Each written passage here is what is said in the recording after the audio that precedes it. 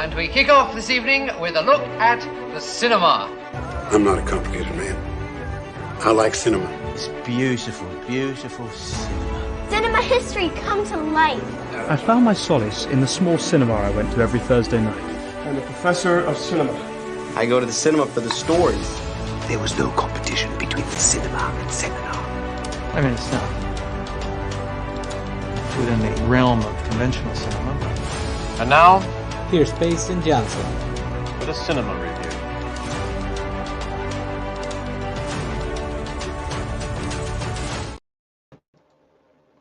It is Monday, February 12th, 2024, 7 EST, and thank you for joining me with another episode of the Cinemasters Reviews. I'm your host, Payson Cinemaster Johnson, and we have an exciting episode tonight. We are going to be reviewing Zelda Williams' debut, Lisa Frankenstein, as well as Out of Darkness. I hope everyone had a fun Super Bowl weekend. I hope the team you were rooting for won, and if they didn't, well, I'm sorry, but thankfully, we got movies to review, and I say we jump right into that to the first movie we're going to be reviewing. Thought I was going to have to take time to put my camera back into focus, but it looks like it's now in focus, and we're just going to jump right into our first movie, Lisa Frankenstein. This is the directorial debut of Zelda Williams, the daughter of Robin Williams, and the newest film written by Diablo Cody.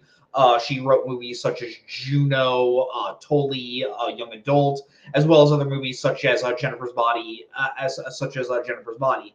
And but yeah, this is an interesting movie. It's set in 1989, and it follows a social outcast by the name of Lisa. She's just transferred to a new school. Her father has remarried after her mom was brutally killed. And she's getting along with her new stepsister, does not get along with her new stepmother, played by Carla Gugino. I should mention Lisa's played by Catherine Newton from Ant-Man and the Wasp. And she's someone that kind of likes more of the occult stuff. She frequents a graveyard, and one night, every night with the grave she visits and she talks to, one night lightning strikes that, and wouldn't you know it, it ends up bringing a young man who was alive during the Victorian era, and she essentially decides to use him to get revenge in certain ways on people that have wronged her in the past. Diablo Cody is definitely someone I like. I am definitely one of the fans of Jennifer's Body. I know a lot of people didn't really love that movie when it came out. I'm someone that came to that movie a little bit later, and knowing what that movie was going for being like this cool horror comedy, I think it was really done well. So going to this movie, it was definitely advertising itself as this really fun horror comedy, having its own style, a lot of bright colors, really capturing the 80s vibe. And if the one thing I can say about this movie is it definitely has a style that is undoubtedly its own. Like when I think of other horror comedies, whether it's Shaun of the Dead or Zombieland, I think if you put this movie and put this in a line and just put this movie right in that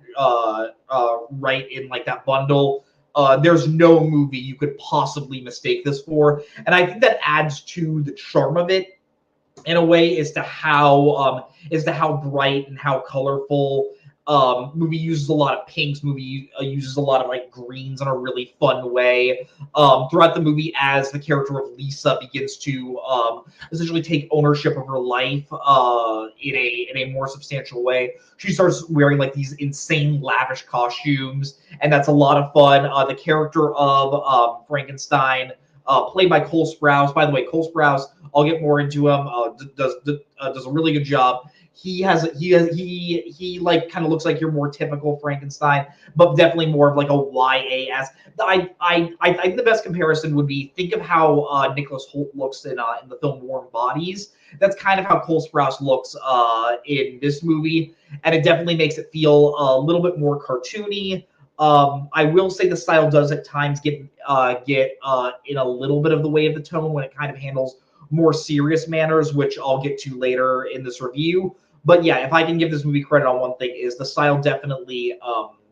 This movie does have a lot of style, and it's not one that you'll be forgetting for a while. What I will say is, this movie's around an hour 40 minutes. It took me a little while to start enjoying this movie because I think the first 20 minutes are very, very awkward. We open on Lisa just sort of like reciting poetry at this grave, so I kind of felt like we were going to get like a literal like riff on like Mary Shelley's Frankenstein, where like you were going to be using the language. Some characters were going to be talking like that.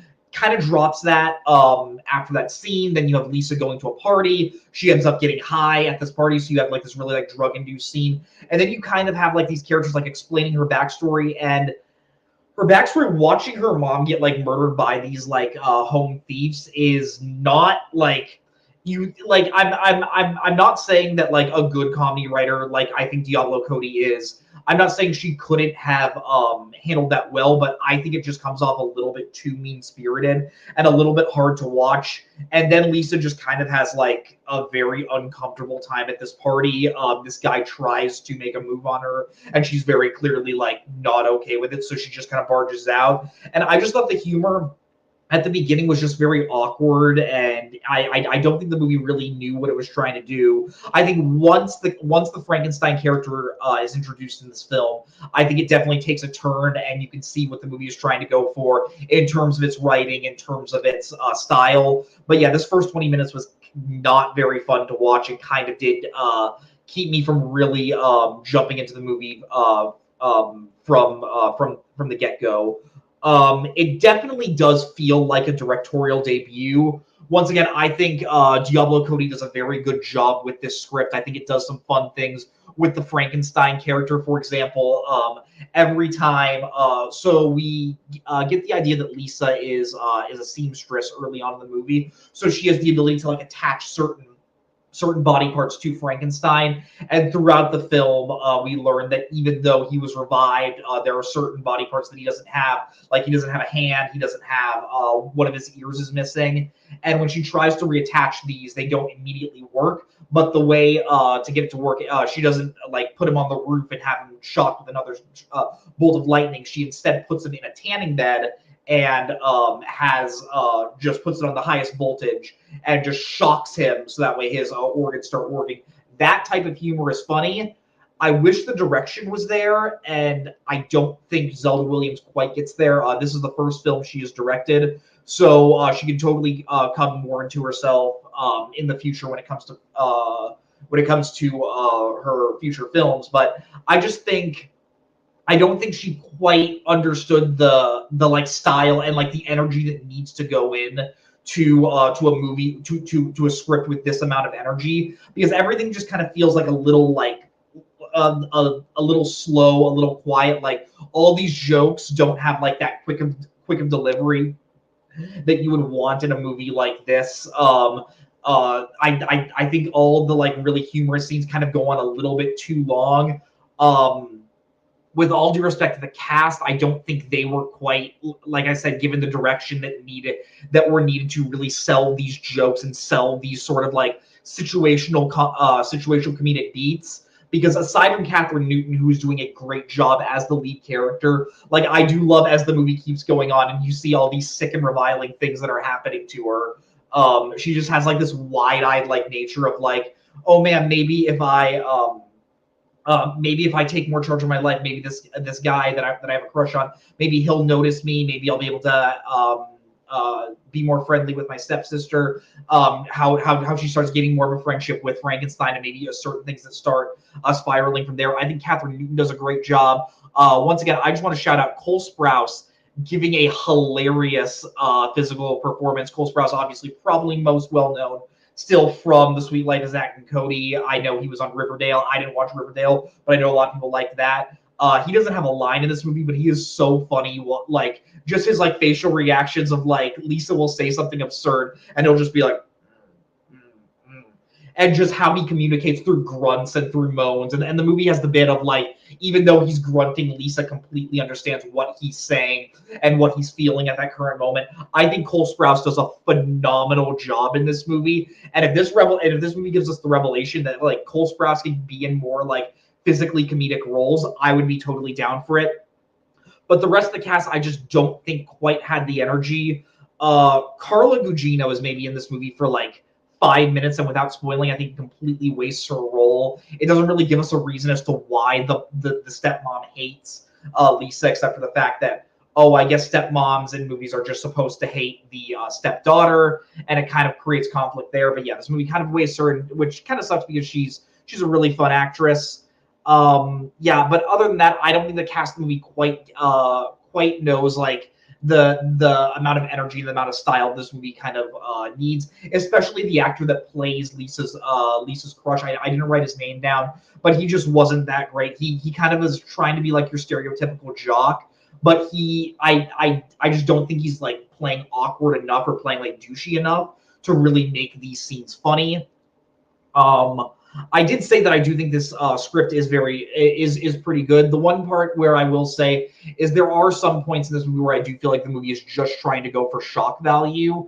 And during these scenes, I think it kind of loses me a little. Like, there's nothing wrong with putting shock value, especially in a horror comedy. But when you have scenes of just watching, like, body parts just getting completely dismembered and just watching these characters just be absolutely horrified, I think you want, like, a little bit more, like, comedic flair to it, and like maybe just like really heating the energy up. And I think the fact that direction is just a little slow, I think it just makes these scenes like super uncomfortable to watch, and just and yeah like I said, it just makes the movie a little bit hard to stomach at times. One other positive I really want to say is this movie is set in 1989. Phenomenal soundtrack. Like already one of the better soundtracks of the year. I know we're very early on in the year, but like any movie that starts off with "When in Rome's the Promise," like that is the first like major needle drop in this movie. Any movie that does that immediately has my heart, and after that there's just 80s banger after 80s banger after 80s banger. It really helps set the tone of the movie. This movie also starts off with like a really fun like animated sequence watching like Frankenstein fall in like Frankenstein being bored and watching like a woman like fall in love with Frankenstein. I thought that was really fun. Like I said, I wasn't a big fan of the first 20 minutes of the movie, but it really is after that animated sequence that I wasn't a big fan, because I think the opening credits are really good. More movies should bring back creative opening credits, because I always love it when movies do that. But yeah, this is a movie that I wish I could have loved. Like I really wanted to love, but there were just certain things that were just holding me back, and it really was just, I don't think Zelda Williams quite knew how to handle a Diablo Cody script. You need a great director like a Jason Reitman or like a Karen Kusama to really bring out like the humor and the awkward moments that Diablo Cody writes into all her great scripts. And I just don't think she maybe has the experience yet to do that. If I were to review this, if I were to rate this movie on a scale of 0 to 10, here at Cinemasters Reviews, we do review movies on a scale of 0 to 10 videotapes, 0 being absolutely atrocious, 10 being absolutely incredible. I think I would give Lisa Frankenstein, I'm going to barely give it a passing grade of 6 videotapes out of 10. I think it's a decent movie. I could definitely see this movie growing a larger fan base later on in its life, maybe when it does hit streaming. But this is a movie that I wish I could call myself one of those fans, like I am, like I am with Diablo Cody's other major horror movie, Jennifer's Body. But this one just doesn't get there for me, and I think it just feels a little too awkward, and just certain notes were not in the right place for me to enjoy it. When this does come out on streaming, if you are a fan of horror comedies, I do think there is something to be enjoyed, but this is not a movie you need to necessarily rush out to the theaters to go see. But yeah, that is our first review of the night. I say we jump right into our second review, and that is Out of Darkness. This is a new movie from Andrew Cumming.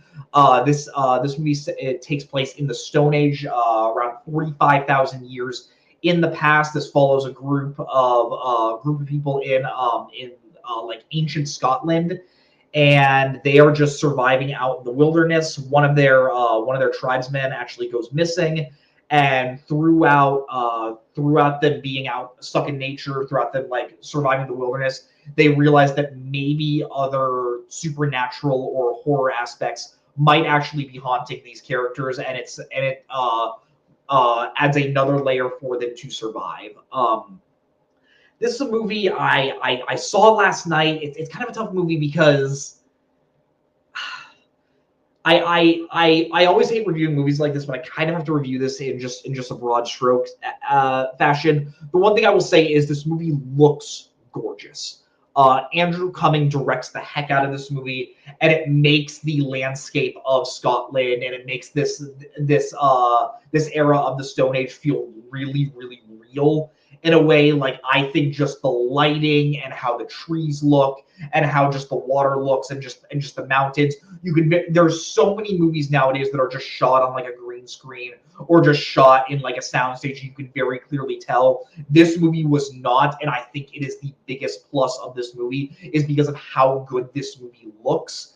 And it really makes you feel like you are part of the wilderness. Like, I think that is probably the best part of this movie is how just like unfun it makes nature feel in a way. Like, watching this movie, I was like, man, I never want to go camping again.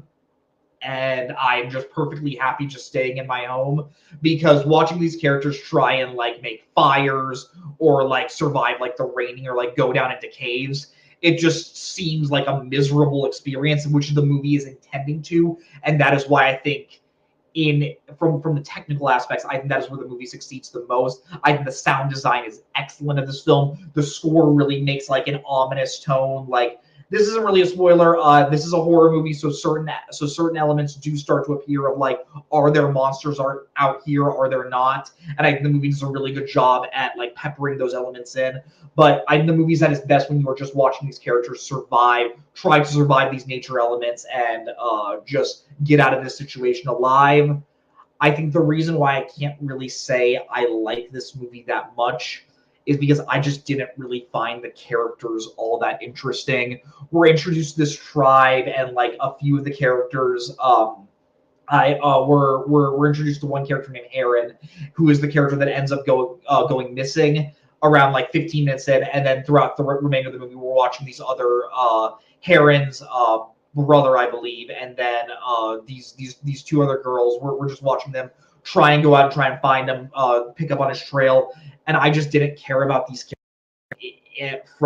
from an emotional perspective. And when you're making this movie about someone going missing and someone potentially being in danger, if I don't really care about the characters and the audience isn't really given a reason to care about them, it's going to be hard to really get them on the side of this movie, which I think that is the cardinal sin of this movie. Is as technically great as it is, you can have some of the best filmmaking out there, but if you don't have a reason to get emotionally invested, you're not gonna remember the movie afterwards, and you're not gonna really have any reason to